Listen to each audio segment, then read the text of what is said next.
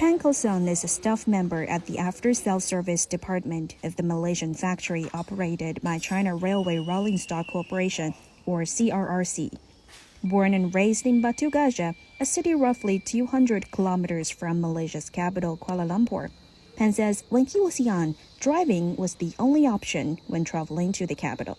But for his niece, who attends a university in Kuala Lumpur, weekly trips back to Batu Gajah are comfortably made by train.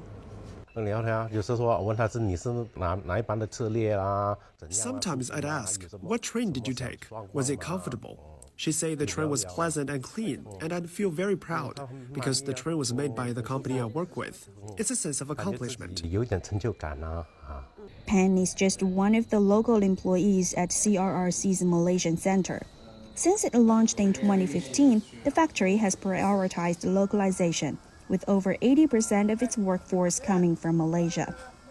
This manufacturing center represents CRRC's first overseas base and is capable of producing electric and diesel locomotives as well as metro and light rail vehicles.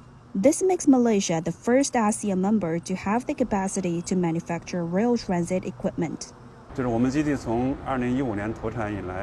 2015, we've already completed 4 local orders with an annual capacity of manufacturing 100 electric multiple units, accounting for 80% of the Malaysian market.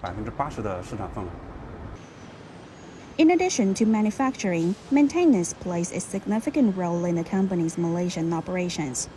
Staff members are dispatched to railway depots for round-the-clock maintenance, especially during festivals when passenger traffic surges. The train you just saw was heading to Batu Caves, a popular tourist destination and also a pilgrimage site for Tamil Hindus. During the Thaipusam festival, the railway line runs 24 hours per day for 3 consecutive days, so our staff are also on standby to ensure normal operations.